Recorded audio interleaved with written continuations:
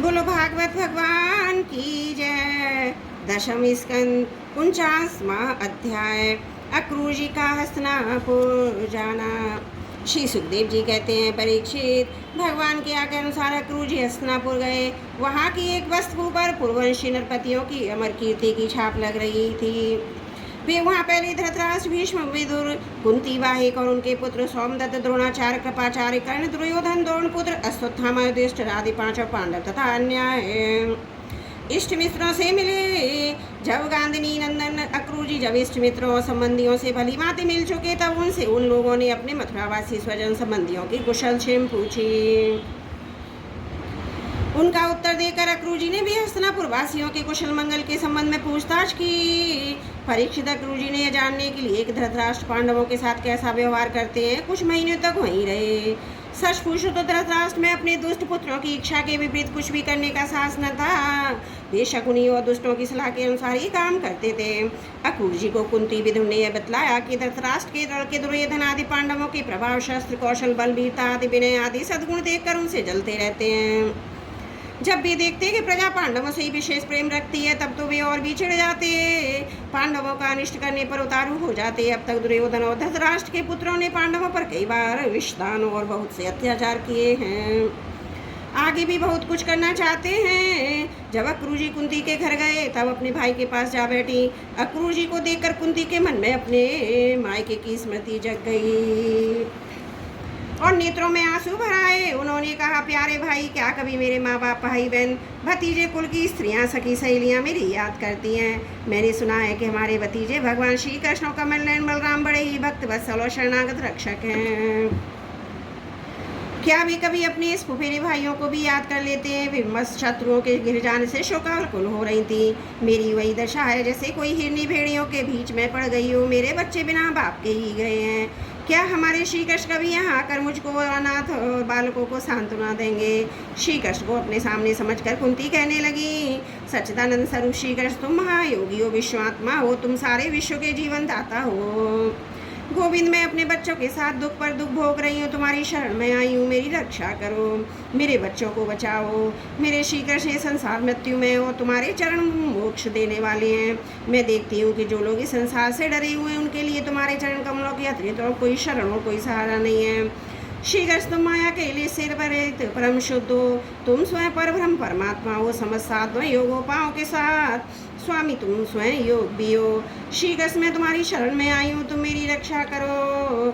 श्री सुखदेव जी कहते हैं, तुम्हारी परदादा कुंती इस प्रकार अपने सगे संबंधियों अंत में जगदीश्वर भगवान श्री कृष्ण को स्मरण करके अत्यंत दुखित हो गई, फक कर रोने लगी। अक्रूर जी और विदुर जी दोनों ही सुख और दुख को समान दृष्टि से देखते थे। दोनों यशस्वी महात्माओं ने कुंती को उसके पुत्रों के जन्मदाता धर्मवायु देवताओं की याद दिलाई। यह कहकर, तुम्हारे पुत्र अधर्म का नाश करने के लिए पैदा हुए, बहुत दिनों समझाया बुझाया, सांत्वना दी। अक्रूर जी जब मथुरा जाने लगे, तब राजा धृतराष्ट्र के पास आए। अब तक भी स्पष्ट हो गया था कि राजा अपने पुत्रों का पक्षपात करते हैं, भतीजों के साथ अपने पुत्रों का साबर्ताव नहीं करते। अब अक्रूर जी ने कौरवों की भरी सभा में श्री कृष्ण, बलराम जी आदि का हितैषियों से भरा संदेश कह सुनाया। अक्रूर जी ने कहा, महाराज धृतराष्ट्र जी, आप कुरुवंशियों की उज्जवल कीर्ति को और भी बढ़ाइए। आपको यह काम विशेष रूप से इसलिए भी करना चाहिए कि अपने भाई पांडु के परलोक सिधार जाने पर अब आप राज सिंहासन के अधिकारी हुए। आप धर्म से पृथ्वी का पालन कीजिए, अपने सद्व्यवहार से प्रजा को प्रसन्न रखिए, अपने स्वजनों के साथ समान बर्ताव कीजिए। ऐसा करने से ही आपको लोक में यश और परलोक में सदगति प्राप्त होगी। यदि आप इसके विपरीत आचरण करेंगे तो इस लोक में आपकी निंदा होगी और मरने के बाद आपको नरक में जाना पड़ेगा। इसलिए अपने पुत्रों को पांडवों के साथ समानता का बर्ताव कीजिए। आप जानते ही हैं कि संसार में कभी कहीं कोई किसी के साथ सदा नहीं रह सकता। जिनसे जुड़े हुए उनसे एक दिन बिछुड़ना पड़ेगा। राजन, यह बात अपने शरीर के लिए भी 16 आने सत्य है। फिर स्त्री, पुत्र, धन आदि को छोड़कर जाना पड़ेगा। इसके विषय में तो कहना ही क्या है। जीव अकेला ही पैदा होता है और अकेला ही मर कर जाता है। अपनी करनी धरनी का पाप पुण्य भी फल भी अकेला ही भोगता है। जिन स्त्री पुरुषों को अपना समझते हैं, वे तो हमारे तुम्हारे नहीं हैं। हमारा भरण पोषण करना तुम्हारा धर्म है। इस प्रकार की बातें बनाकर मूर्ख प्राणी के अधर्म से इकट्ठे हुए धन को लूट लेते हैं, जैसे जल में रहने वाले जंतुओं के सर्वस्व जल को उन्हीं के संबंधी चाट जाएं। यह मूर्ख जीव उन्हें समझकर अधर्म करने की भी पालता पोसता है। वे ही प्राण, धन और पुत्र आदि इस जीव को असंतुष्ट छोड़कर ही चले जाते हैं। जो अपने धर्म से विमुख है, सच पूछिए तो अपना लौकिक स्वार्थ भी नहीं जानता। जिनके लिए वह धर्म करता है वे तो उसे छोड़कर जाते हैं, उसे कभी संतोष का अनुभव न होगा। अपने पापों की गठरी से पर लाद कर स्वयं घोर नरक में जाएगा। इसलिए महाराज यह बात समझ लीजिए, दुनिया 4 दिन की चांदनी है, सपने का खिलवाड़ है, जादू का तमाशा है और मनोराज्य पात्र। आप अपने तरफ से अपनी शक्ति से चित्त को रोकिए, ममतावश पक्षपात ना कीजिए। आप समर्थ हैं, समर्थ तो स्थित हो जाइए, इस संसार की ओर से उपराम शांत हो जाइए। जब धृतराष्ट्र ने कहा, दानपति क्रूर जी, आप मेरे कल्याण की भले की बात कह रहे हैं। जैसे मरने वाले को अमृत मिल जाए तो उससे तृप्त नहीं हो सकता, वैसे ही मैं अपनी आप बातों से तृप्त नहीं हो रहा हूँ। फिर भी हमारे हितैषी क्रूर जी, मेरे चंचल चित्त में आपकी यह प्रिय शिक्षा तनिक भी नहीं ठहर रही है, क्योंकि मेरा हृदय पुत्रों की ममता के कारण अत्यंत विषम हो गया है। जैसे इस स्फटिक पर्वत के शिखर पर एक बार बिजली कौनती है और दूसरे ही क्षण अंतर ध्यान हो जाती है, वही दशा आपके उपदेशों की है। अक्रूर जी, सुना है कि सर्वशक्तिमान भगवान पृथ्वी का भार उतारने के लिए यदुकुल में अवतीर्ण हुए। ऐसा कौन पुरुष है जो उनके विधान में उलटफेर कर सके?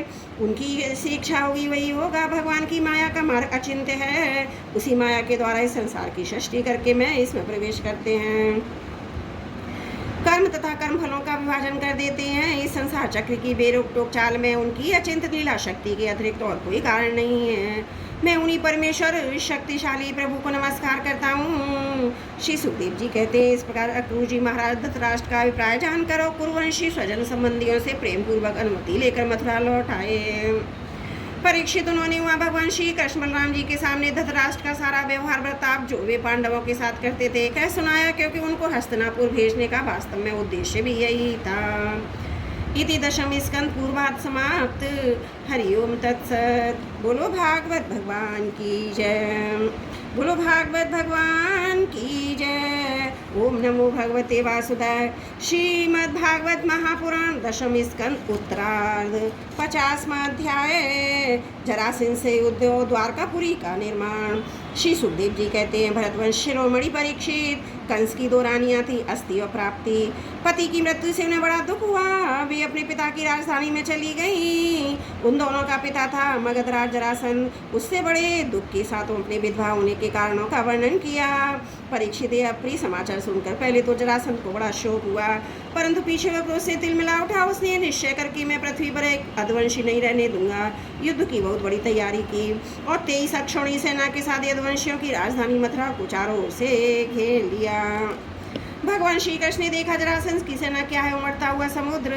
उन्होंने यह भी देखा कि उसने चारों ओर से हमारी राजधानी घेर ली है। हमारे स्वजन पुरवासी भयभीत हो रहे हैं। भगवान श्री कृष्ण पृथ्वी का भार उतारने के लिए मनुष्य का सा वेश धारण करके हुए हैं। अब उन्होंने विचार किया, मेरे अवतार का क्या प्रयोजन है और इस समय उन्होंने स्थान पर मुझे क्या करना चाहिए। उन्होंने सोचा यह बड़ा अच्छा हुआ, मगधराज जरासंध ने अपनी दिनस्थ नरपतियों की पैदल घुड़सवार रथी हाथियों से युक्त कई अक्षौणी सेना इकट्ठी कर ली है। ये सब तो पृथ्वी का भारी जुटकर मेरे पास आज पहुंचा है। मैं इसका नाश करूंगा, परंतु अभी मगधराज जरासंध को नहीं मारना चाहता, क्योंकि वह जीवित रहेगा तो फिर से असुरों की बहुत सी सेना इकट्ठी कर लाएगा। मेरे अवतार का यही प्रयोजन है कि मैं पृथ्वी का बोझ हल्का कर दूँ, साधु सज्जनों की रक्षा करूं, दुष्ट दुर्जनों का संहार, समय समय पर धर्म रक्षा के लिए और बढ़ते हुए अधर्म को रोकने के लिए, और मैं भी अपने अनेकों शरीर को ग्रहण करता हूं। परीक्षित भगवान श्री कृष्ण इस प्रकार विचार कर ही रहते, आकाश से सूर्य के समान चमकते हुए 2 रथ आ पहुंचे। उनमें युद्ध की सारी सामग्रियां सुसज्जित थीं और 2 सारथी उन्हें हाँक रहे थे। इसी समय भगवान के दिव्य सनातन आयुध भी अपने आप वहाँ आकर उपस्थित हो गए। उन्हें देखकर भगवान श्री कृष्ण ने अपने बड़े भाई बलराम जी से कहा, भाई जी आप बड़े शक्तिशाली हैं, इस समय तो यदुवंशी आपको ही अपना स्वामी और रक्षक मानते हैं। जो आपसे ही सनात हैं उन पर आप बहुत बड़ी विपदा पड़ी है। देखिए आपका रथ है, आपके प्यारे भाई आयुध हल मूसल भी आ पहुँचे हैं। अब आप इस प्रकार रथ पर सवार होकर शत्रु सेना का संहार कीजिए, अपने स्वजनों को इस विपत्ति से बचाइए। भगवान साधुओं का कल्याण करने के लिए हम दोनों ने अवतार ग्रहण किया है। अतएव आप ये 23 अक्षौणी सेना पृथ्वी का ये विपुल भार नष्ट कीजिए। भगवान श्री कृष्ण ब्रह्मा जी ने ये सलाह करके कवच धारण किए हुए रथ पर सवार होकर वे मथुरा से निकले। उस समय दोनों भाई अपने अपने आयुध लिए हुए थे। छोटी सी सेना उनके साथ साथ चल रही थी। श्री कृष्ण रथ हाँक रहे थे। दारुकपुरी से बाहर निकलकर उन्होंने अपना 5 जन शंख बजाया। उनके शंख को भयंकर ध्वनि सुनकर शत्रु पक्ष सेना के वीरों का हृदय डर के मारे थर्रा उठा। उन्हें देखकर मगधराज जरासंध ने कहा, पुरुषों, कृष्ण तुम ही अभी निरा बच्चा है। अकेले तेरे साथ लड़ने में मुझे लाज लग रही है। इतने दिनों तक तू ना जाने कहाँ कहाँ छिपा रहता था। मंद तू तो अपने मामा का हत्यारा है, इसलिए मैं तेरे साथ नहीं लड़ सकता। जा मेरे सामने से भाग जा। बलराम, यदि तेरे चित्त में श्रद्धा हो कि युद्ध में मारने वाले स्वर्ग मिलता है तो तू आ हिम्मत बांध कर मुझसे लड़। मेरे बाणों से छिन्न मिन्न हुए शरीर को यहाँ छोड़कर स्वर्ग में आ। यदि तुम्हें शक्ति हो तो मुझे ही मार डाल। भगवान श्री कृष्ण ने कहा, मगधराज, जो शूरवीर होते हैं मैं तुम्हारी तरह डींग नहीं हाँकते। ये तो अपना बल पौरुष ही दिखलाते हैं। देखो अब तुम्हारी मृत्यु तुम्हारे सिर पर नाच रही है। तुम वैसे ही और थक कर अकबक कर रहे हो, जैसे मरने के समय कोई सन्निपात का रोगी करे। बगलो, मैं तुम्हारी बात पर ध्यान नहीं देता। श्री सुखदेव जी कहते, परीक्षित, जैसे वायु बादलों से सूर्य को और धुएं से आपको ढक लेती है, किंतु वास्तव में वे ढकते नहीं, उनका प्रकाश फिर फैलता ही है, वैसे ही मगधराज जरासंध ने भगवान श्री कृष्ण बलराम के सामने आकर अपनी बड़ी फूर्ति, बलवान और अपार सेना के द्वारा उन्हें चारों ओर से घेर लिया। यहाँ तक कि उनकी सेना रथ, ध्वजा, घोड़ों और सारथियों को दिखना भी बंद हो गया। मथुरापुरी की स्त्रियां अपने महलों की अटारियां, छज्जों, फाटकों पर चढ़कर युद्ध का कौतुक देख रही थीं। जब उन्होंने देखा युद्धभूमि में भगवान श्री कृष्ण की गरुण चिन्ह से चिन्हित बलराम जी को ताल चिन्ह चिन्हित ध्वजा वाले रथ नहीं दिख रहे हैं, तब वे शोक के आवेग से मूर्छित हो गई। जब भगवान श्री कृष्ण ने देखा कि शत्रु सेना के वीर हमारी सेना पर इस प्रकार बाणों की वर्षा कर रहे हैं मानो बादल पानी की अग्नि बूंदें बरसा रहे हो, हमारी सेना उससे अत्यंत पीड़ित और व्यथित हो गई है। तब उन्होंने अपने देवता असुर दोनों से सम्मानित शांग धनुष का टंकार किया। इसके बाद वे तरकसों में बाण निकालने लगे, उन्हें धनुष पर चढ़ाने और धनुष की डोरी खींचकर झुंड के झुंड बाण छोड़ने लगे। उस समय उनका वह धनुष इतनी फुर्ती से घूम रहा था मानो कोई बड़े वेग से अलाप चक्र तुम लगा सी घुमा रहा हो। इस प्रकार भगवान श्री कृष्ण जरासंध के चतुर्गणी हाथी घोड़े रथ पैदल सेना का संहार करने लगे। उससे बहुत से हाथियों पर सिर फट गया, वे मर मर कर गिरने लगे। बाणों की बौछारें से उनके घोड़ों के सिर धड़ से अलग हो गए। घोड़े, ध्वजा, सारथी और रथियों के नष्ट हो जाने से बहुत से रथ बेकाम हो गए। पैदल सेना की बाहें, जांघें, सिर आदि अंग प्रत्यंग कट करके गिर गए। उस युद्ध में अपार तेजस्वी भगवान बलराम जी ने अपने मूसल की चोट से बहुत से मत वाले शत्रुओं को मार मार कर उनके अंग प्रत्यंग से निकले हुए खून की सैकड़ों नदियां बहा दी। कई मनुष्य कट रहे थे तो कई हाथी घोड़े झटपटा रहे थे। उन नदियों में मनुष्यों की भुजाएं सांप के समान जान पड़ती थी। फिर इस प्रकार मालूम पड़ते मानो कछुओं की भीड़ लग गई हो। मरे हुए हाथी दीप जैसे, घोड़े घरों के समान जान पड़ते थे। हाथ और जांघें मछलियों की तरह, मनुष्यों के केस की तरह और धनुष तरंगों की भांति अशस्त्रता और तिनकों के समान जान पड़ते थे। ढालें ऐसी मालूम पड़ती मानो भयानक भमरों, बहुमूल मणियां और भाभूषण पत्थरों के करोड़ों कंकड़ों के समान बहे जा रहे थे। उन नदियों को देखकर कायर पुरुष डर गए थे। वीरों का आपस में खून उत्साह बढ़ रहा था। परीक्षित, जरासंध की यह सेना समुद्र के समान दुर्गम बहाव बड़ी कठिनाई से जितेंद्रिय विधि थी, परंतु भगवान श्री कृष्ण बलराम जी ने थोड़े ही समय में उन्हें नष्ट कर डाला। वे सारे जगत के स्वामी हैं, उनके लिए एक सेना का नाश कर देना केवल खिलवाड़ी है। परीक्षित, भगवान के गुण अनंत हैं। वे खेल खेल में ही तीनों लोकों की उत्पत्ति, स्थिति, संहार करते हैं। उनके लिए कोई बड़ी बात नहीं कि वे शत्रुओं की सेना का इस प्रकार बात की बात में सत्यानाश कर दें। तथापि जब भी मनुष्य का सवेश धारण करके मनुष्य की सी लीला करते हैं तब उनका भी वर्णन किया जाता है। इस प्रकार जरासंध की सेना मारी गई, रथ भी टूट गया, शरीर भी केवल प्राण बाकी रहे। तब भगवान बलराम जी ने जैसे एक सिंह दूसरे सिंह को पकड़ लेता है, वैसे ही बलपूर्वक महाबली जरासंध को पकड़ लिया। जरासंध ने पहले बहुत से विपक्षी नरपतियों को वध किया था, परंतु आज उन्हें बलराम जी वरुण की फांसी और मनुष्यों के फंदों से बांध रहे थे। भगवान श्री कृष्ण ने ये सोच करके छोड़ दिया था कि जो भी सेना इकट्ठी करके लाएगा वो हम सहज ही पृथ्वी का भार उतार सकेंगे। बलराम जी को रोक लिया। बड़े बड़े शूरवीर जरासंध का सम्मान करते थे, इसलिए उसे इस बात पर बड़ी लज्जा मालूम हुई कि मुझे श्री कृष्ण बलराम ने दया करके दीन की भांति छोड़ दिया। अब अपनी तपस्या करने का निश्चय किया, परंतु रास्ते में उसके साथी नरपति बहुत समझाया कि राजन यदुवंशियों में क्या रखा है, वे आपको बिल्कुल ही पराजित नहीं कर सकते थे। आपको प्रारब्धवश ही नीचा देखना पड़ा। उन लोगों ने भगवान की इच्छा फिर विजय प्राप्त करने की आशा आदि बतलाकर तथा लौकिक दृष्टांत युक्तियां दे देकर यह बात समझा दी। आपको तपस्या नहीं करनी चाहिए। परीक्षित उस समय मगध राज जरासंध की सारी सेना मर चुकी थी। भगवान बलराम ने अपेक्षा कर उसे छोड़ दिया था, इससे वो बहुत उदास हो गए, अपने देश मगध को चला गया। परीक्षित भगवान श्री कृष्ण की सेना में किसी की बात का और बुरा न लगा, और उन्होंने जरासंध की 23 अक्षौणी सेना पर भी समुद्र के समान थी सहजी विजय प्राप्त कर ली। उस समय ये बड़े बड़े देवता उन पर नंदन के पुष्पों की वर्षा करके उन महान कार्य का अनुमोदन प्रशंसा कर रहे थे। जरासंध की सेना के पराजय मथुरावासी भयभीत हो गए और भगवान श्री कृष्ण की विजय से उनका हृदय आनंद से भर रहा था। भगवान श्री कृष्ण आकर उनमें मिल गए। सूत गध और बंदीजन उनकी विजय के गीत गा रहे थे। जिस समय भगवान श्री कृष्ण नगर में प्रवेश किया, उस समय वहाँ शंख नगारे भेरी तुरही वीणा बांसुरी मृदंग आदि बाजे बजने लगे। मथुरा की एक एक सड़क गली में छिड़काव कर दिया गया। चारों ओर हंसते हंसते नागरिकों की चहल पहल थी। सारा नगर छोटी छोटी झंडियां बड़ी बड़ी विजय पताकाओं से सजा दिया गया। ब्राह्मणों की बेध्वनि गूंज रही थी और सब ओर आनंद उत्सव के सूचक बंधन बार बांध दिए गए थे। जिस समय श्री कृष्ण नगर में प्रवेश कर रहे थे, उस समय नगर की नारियां प्रेम और उत्कंठा से भरे हुए नेत्रों से उन्हें स्नेहपूर्वक निहार रही थी। फूलों के हार, दही, अक्षत, जौ आदि के अंकुरों की उनके ऊपर वर्षा कर रही थी। भगवान श्री कृष्ण रणभूमि से उपहार, धन और वीरों के आभूषण ले आए थे। वह सब उन्होंने यदुवंशियों के राजा उग्रसेन के पास भेज दिया। परीक्षित इस प्रकार 17 और बार 23 अक्षौणी सेना इकट्ठी करके मगध राज जरासंध ने भगवान श्री कृष्ण के द्वारा सुरक्षित यदुवंशियों से युद्ध किया, किंतु यादवों ने भगवान श्री कृष्ण की शक्ति से हर बार उसकी सारी सेना नष्ट कर दी। जब सारी सेना नष्ट हो जाती है, तब यदुवंशियों की उपेक्षापूर्ण छोड़ देने पर जरासंध अपनी राजधानी में लौट जाता है। जिस समय 18वां संग्राम छिड़ने वाला होता है, उसी समय नारद जी का भेजा हुआ वीर कालयवन दिखाई पड़ा। युद्ध में कालयवन के सामने खड़ा होने पर भी संसार में दूसरा कोई न था। उसने ये सुना कि यदुवंशी हमारी जैसे बलवान हैं, हमारा सामना कर सकते हैं। अब 3 करोड़ मरीचों की सेना लेकर उसने मथुरा को घेर लिया। कालयवन की यह असमय चढ़ाई देखकर भगवान श्री कृष्ण ने बलराम जी के साथ मिलकर विचार किया, अहो इस समय तो यदुवंशियों पर जरासंध और कालयवन ये दो विपत्तियां एक साथ ही मंडरा रही हैं। आज इस परम बलशाली यवन ने हमें आकर घेर लिया है, और जरासंध भी आजकल या परसों में आ ही जाएगा।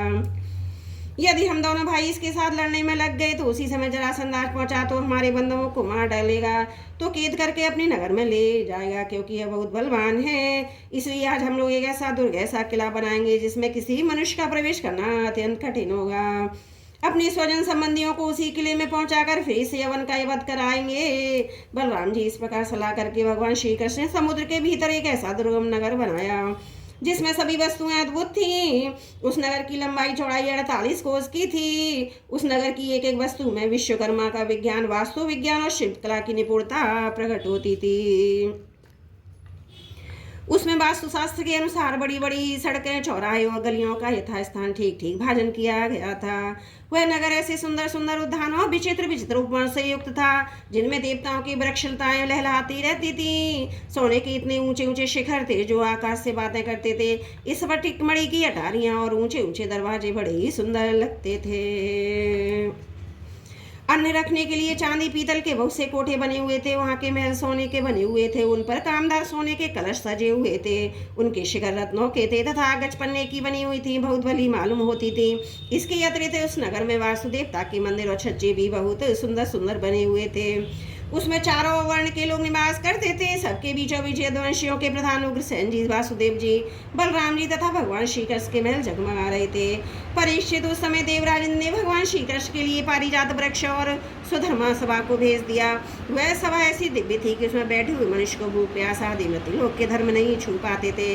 वरुण जी ने ऐसे बहुत से श्वेत घोड़े भेज दिए जिनका एक एक कान श्याम वर्ण का था, जिनकी चाल मन के समान तेज थी। धनपति कुबेर जी ने अपनी 8 नदियां भेज दी थी। दूसरे लोकपालों ने भी अपनी अपनी विभूतियां भगवान के पास भेज दी। परीक्षित, सभी लोकपालों को भगवान श्री कृष्ण ने उनके अधिकार के निर्वाह के लिए शक्तियां सिद्धियां भी दी थी। जब भगवान श्री कृष्ण पृथ्वी पर अवतीर्ण होकर लीला करने लगे तब सभी सिद्धियां उन्होंने भगवान के चरणों में समर्पित कर दी।